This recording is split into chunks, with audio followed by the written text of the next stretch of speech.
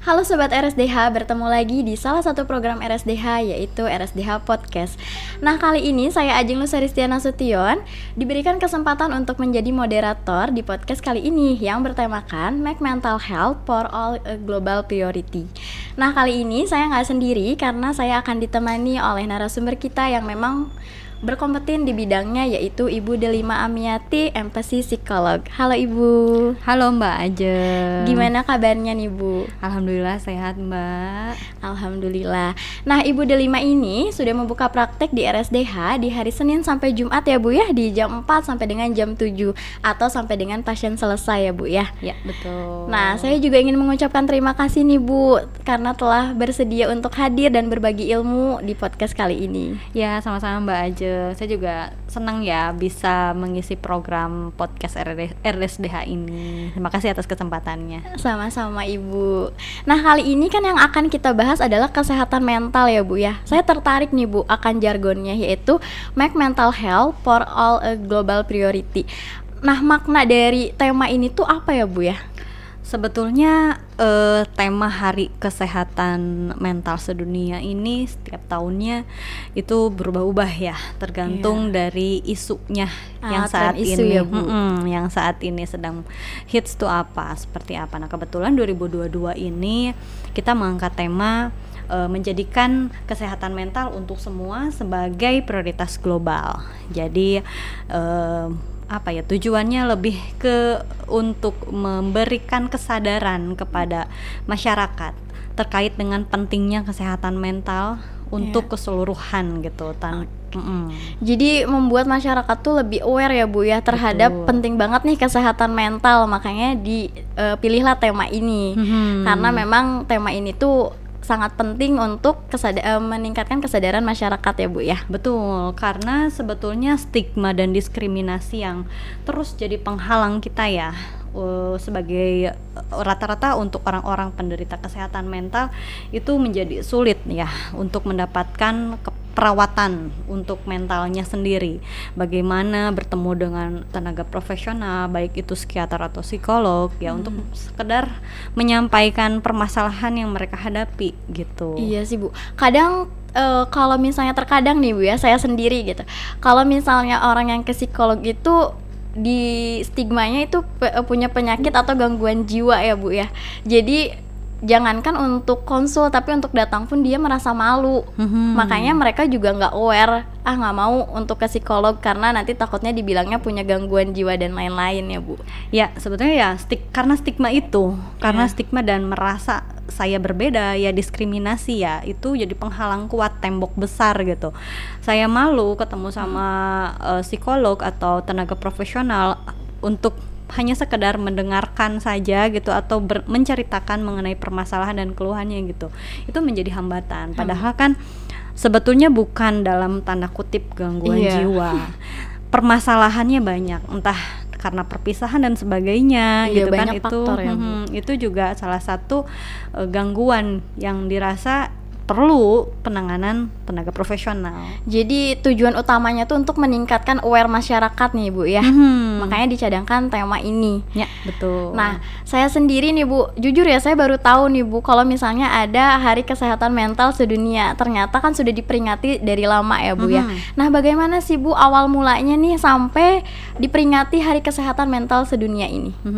Jadi pada awalnya itu tercetus di 10 Februari 1992. Ya, lama tahun juga ya, Bu. 92. Tapi mulai dimulainya itu, mulai ramenya itu tahun 1994 oleh Federasi Kesehatan Mental Dunia.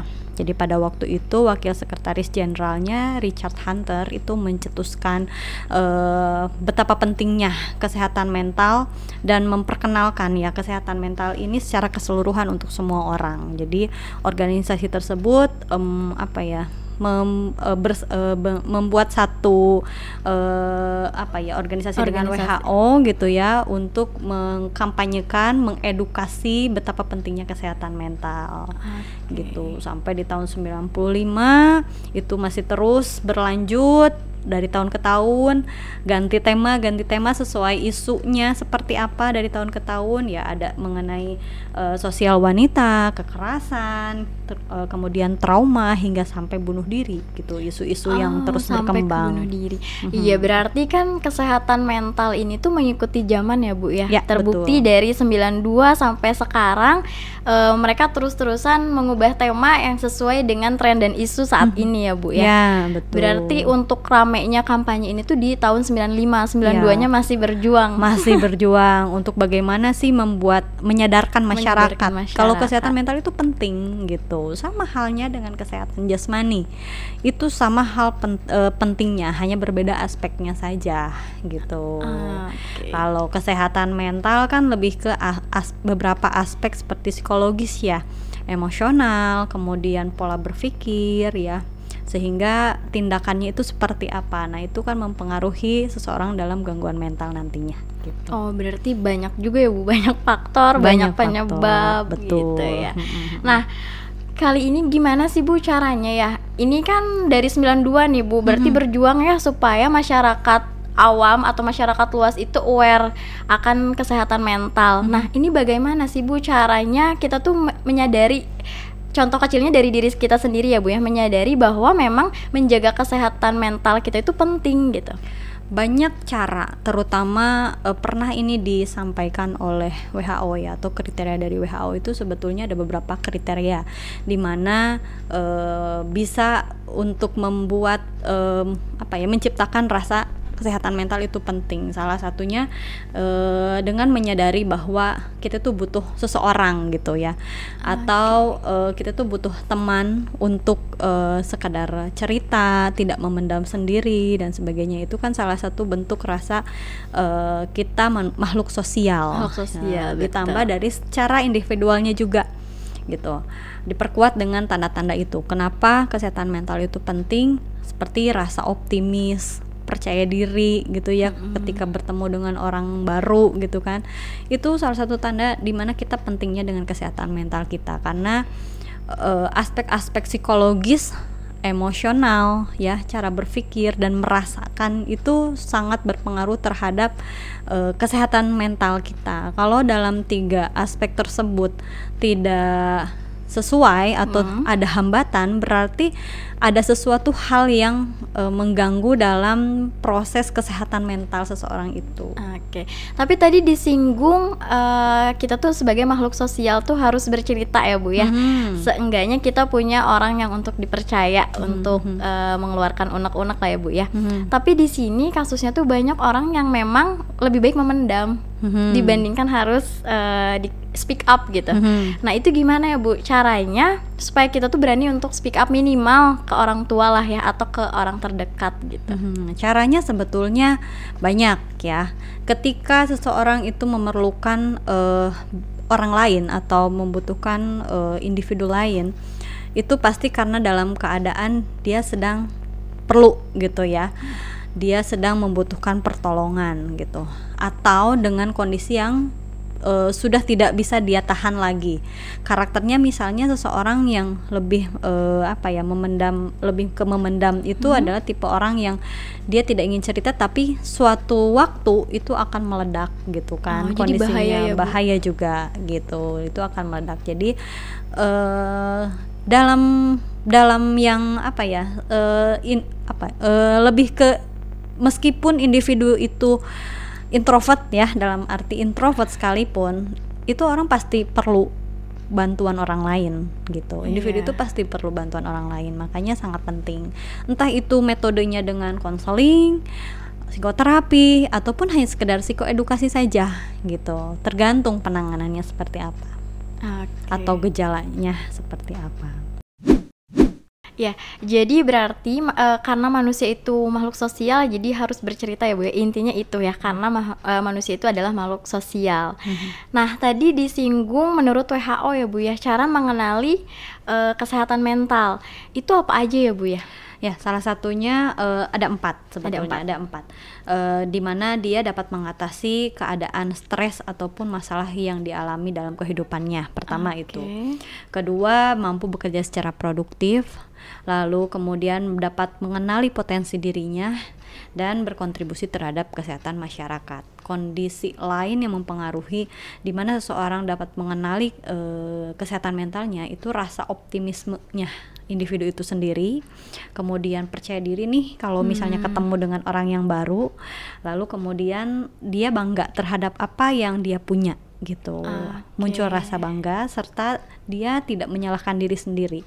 Jadi ketika seseorang mengalami atau mengenali kesehatan mentalnya, salah satunya itu ada unsur-unsur tersebut gitu.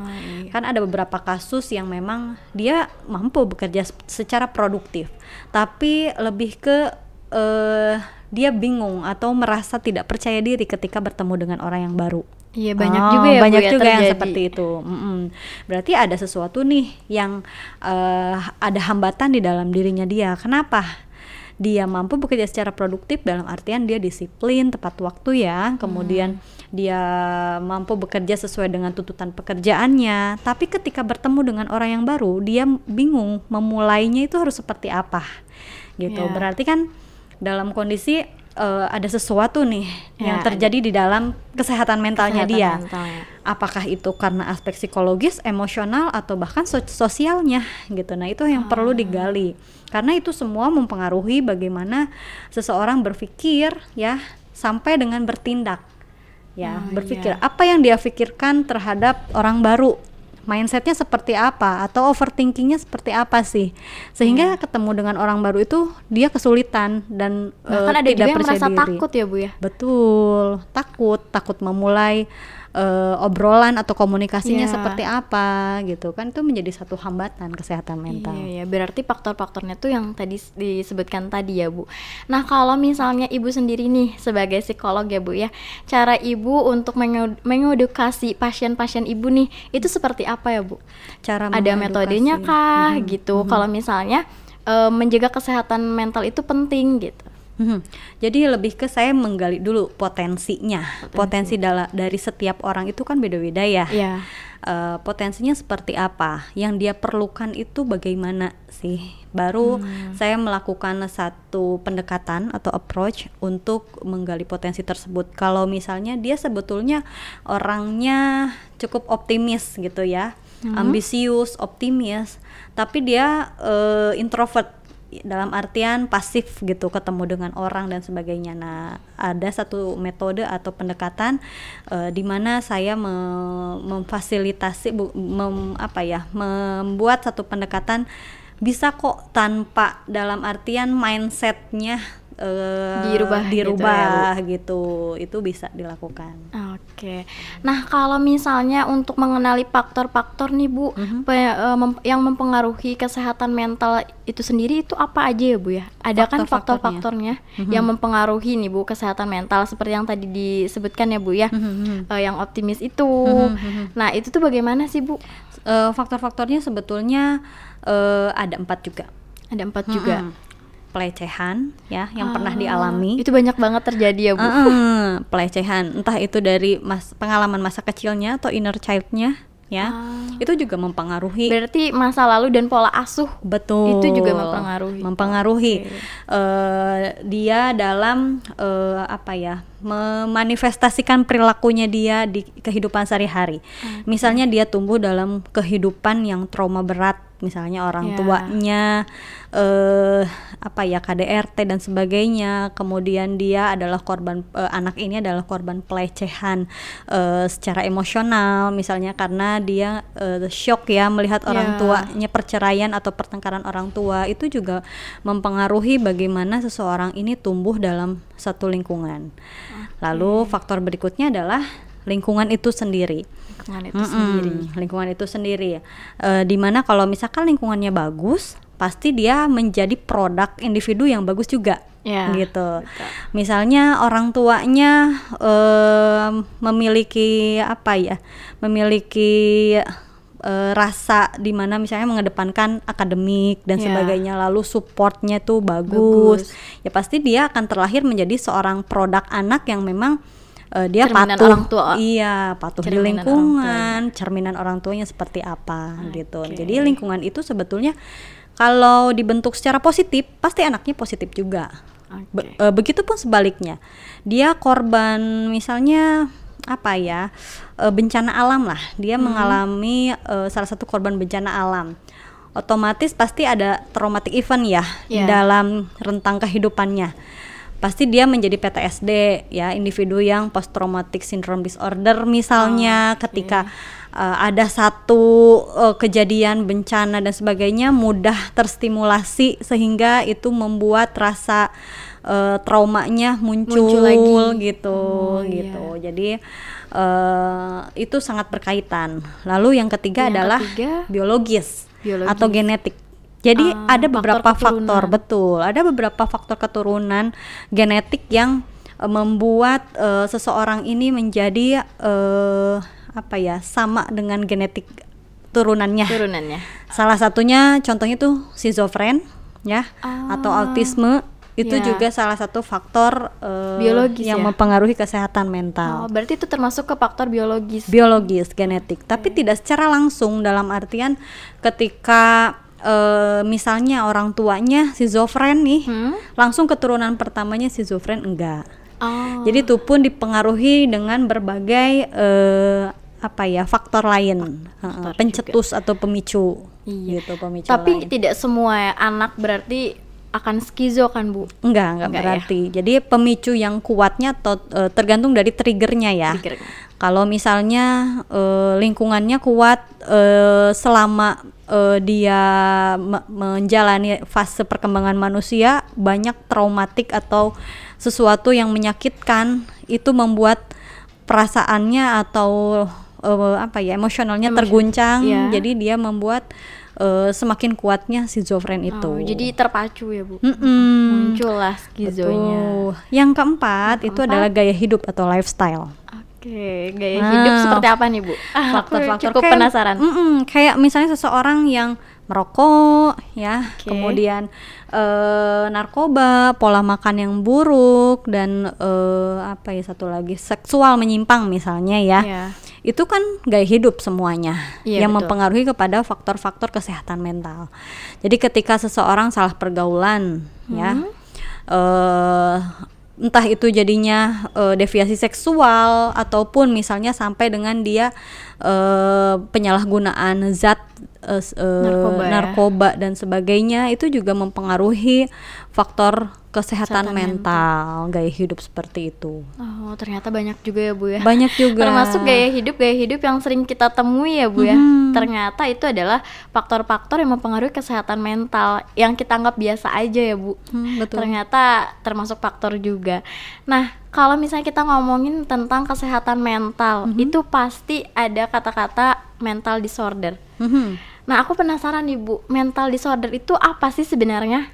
Sebetulnya mental disorder itu salah satu gangguan ya, gangguan yang macam-macam bentuknya, dimana manifestasinya itu lebih ke ketidakberfungsian faktor atau aspek-aspek yang tadi.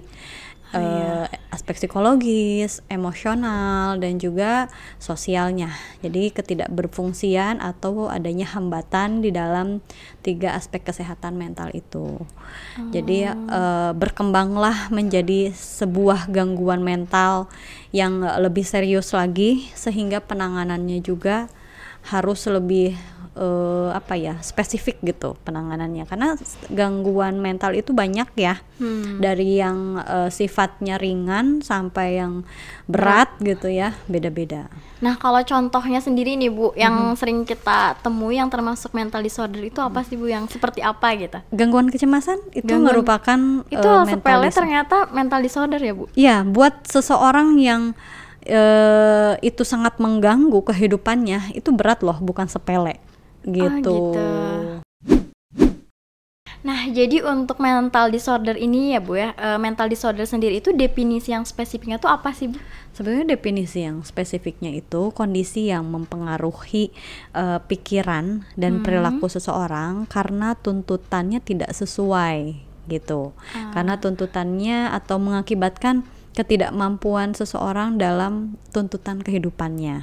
Jadi definisi sesungguhnya itu adalah itu. Kemudian macam-macamnya gangguan mental itu atau mental disorder itu dari mulai yang paling ringan ya, anxiety disorder atau gangguan kecemasan, kemudian depresi, kemudian schizofren salah satunya, dan bipolar gitu. Dari mulai gangguan kepribadian, neurotik, psikotik ya, sampai dengan bagaimana kurangnya rasa percaya diri itu juga merupakan turunan dari gangguan kecemasan atau anxiety disorder. Oke. Tapi kan pasti ada tingkatannya nih ya Bu ya, karena tadi dijelaskan kecemasan. Nah, saya juga sering ngerasa cemas nih Bu. Tapi apakah yang saya rasakan itu termasuk mental disorder atau bukan? Apakah ada klasifikasinya nih, kecemasannya sudah sampai ini baru bisa disebut ke mental disorder gitu? Ya, betul. Jadi tingkat kecemasan pun ada kategorisasinya ya, dari mulai yang ringan sampai yang berat, anxiety ringan sampai yang berat. Bisa dikatakan anxiety ringan itu misalnya dia dalam segi komunikasi dia gugup ya, kurang muncul rasa percaya diri, dan ada faktor-faktor yang mempengaruhi hal itu yang lainnya gitu, dalam artian ditandai dengan gejala-gejala fisik yang muncul, misalnya ditandai dengan keringat berlebih pada tangan, dingin gitu ya Bu, dingin. Kemudian jantung berdetaknya itu kencang gitu, tidak seperti biasanya. Ada juga yang sampai beser ya Bu? Betul. Bolak-balik kamar mandi, berarti itu memang sudah termasuk mental disorder? Mental disorder yang lebih berat gitu. Tapi tanda-tanda yang ringannya biasanya kalau misalkan seseorang nih gugup, ya itu kan wajar, dalam artian wajar karena dia dituntut untuk tampil, tapi ada satu ketidakmampuan dia tampilnya sesuai standarnya seperti apa. Jadi timbullah atau muncullah keringat berlebih atau deg-degannya itu kuat banget gitu ya. Kalau yang sudah berat sampai dengan panic disorder atau gangguan kecemasan yang lebih berat lagi, misalnya ditandai dengan gejala fisik yang lain, dalam artian misalnya suhu tubuhnya ya, kemudian pola makan tidak teratur, sampai dengan tidur pun tidak teratur gitu. Itu yang sudah menuju ke berat gangguan kecemasannya. Jadi kategorisasinya itu dari yang paling ringan sampai yang paling berat. Sama halnya dengan depresi, schizofren juga sama. Schizofren juga jenisnya kan banyak ya, ada paranoid, ada katatonik. Tapi clue-nya adalah ketika schizofren itu manifestasinya adalah ketika seseorang sudah tidak bisa merawat diri. Nah, itu yang ditandai dengan gejala mental yang berat itu. Ketika individu mengalami permasalahan psikologis, tapi dia sudah tidak bisa merawat diri. Berarti dia sudah lupa mandi ya, sudah defisit lupa penurunan diri kali ya Bu ya. Betul. Sudah lupa caranya dia bersih-bersih badan dan sebagainya, ya tidak merawat diri lah. Berarti itu sudah menuju ke gangguan yang lebih serius, lebih berat. Lebih berat. Jadi ya, ketika seseorang punya hambatan komunikasi, misalkan disfungsi kognisinya ya, tidak jalan, ngobrolnya kurang nyambung, tapi dia masih bisa merawat diri, itu kategorinya masih sedang. Tapi kalau sudah ke gangguan komunikasinya gak nyambung banget, udah isolasi sosial banget lah ya Bu. Nah betul, penarikan diri ya, minat juga tidak ada ya, sudah mulai ada tanda-tanda ciri-cirinya depresi gitu. Sampai dengan dia tidak menarik diri, ditambah dengan ada halusinasi, delusi, berarti itu sudah sangat berat. Itu sudah harus penanganan dengan psikiater atau dokter jiwa, karena itu harus ditangani oleh dokter yang dalam artian farmakologi lah, terapi farmakologi. Sudah ada terapi yang harus diberikan ya. Betul, seperti obat-obatan obat farmakologinya gitu. Jadi ternyata luas juga ya Bu ya kesehatan mental. Dan aku baru tahu kalau ternyata ini termasuk gangguan kesehatan mental ya. Ini termasuk ya gitu. Nah itu dia, makanya kenapa dalam setiap tahunnya harus diperingati Hari Kesehatan Mental Sedunia. Itu tadi untuk memberikan kesadaran kepada masyarakat betapa pentingnya kesehatan mental. Sama halnya dengan kesehatan jasmani.